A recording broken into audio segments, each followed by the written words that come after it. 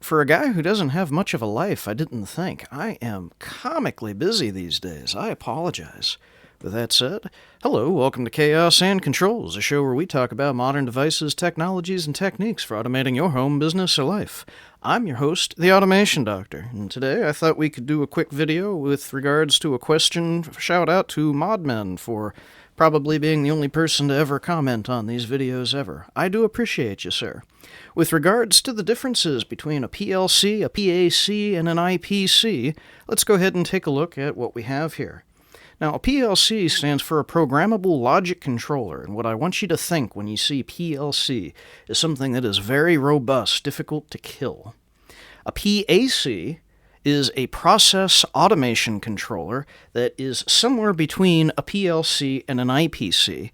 And an IPC stands for an industrial PC, or an industrial personal computer, which I find, slightly oxymoronic. But think of them as something that's very fast and very smart and can do a lot, but it's not going to be quite as industrial hardened, so you're going to want to be careful where you set these guys out in the field.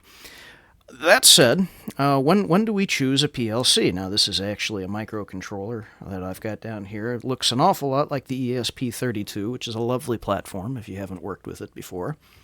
And if I'm going to be perfectly honest, there used to be a significant difference between PLCs, PACs, and IPCs. And as time has marched along, kind of like what the difference between a cruiser and a frigate and a destroyer all out on the ocean are, it's all started to kind of blur together.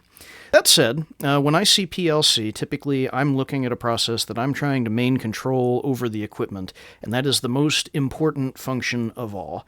And I might also select a PLC if I'm somewhere in a hostile environment, like the oil field, for instance, where it's very hot or humid or dusty, or I've got H2S floating around, and I've got some sort of environment that I don't necessarily want just a run-of-the-mill computer sitting in.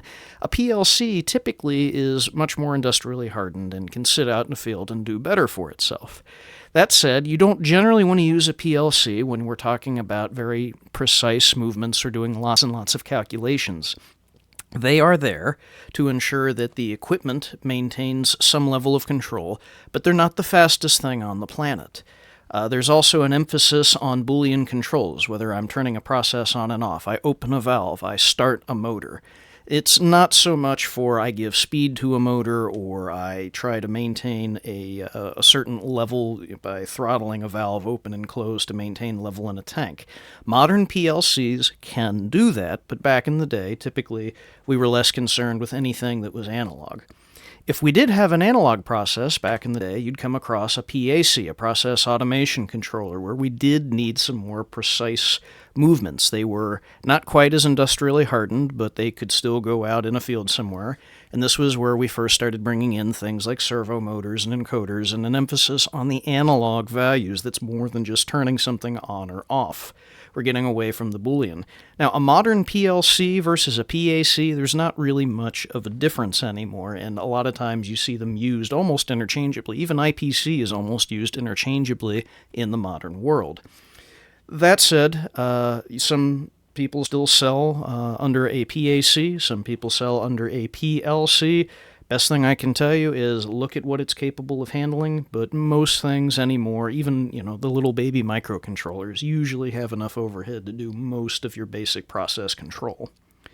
The last one on the list is the IPC, or, industrial PC. The most beneficial thing you have here is the computational power. And you're starting to see a lot of these come up around where we have things like vision applications or attempting to integrate some sort of neural network, AI, machine learning into the process somewhere.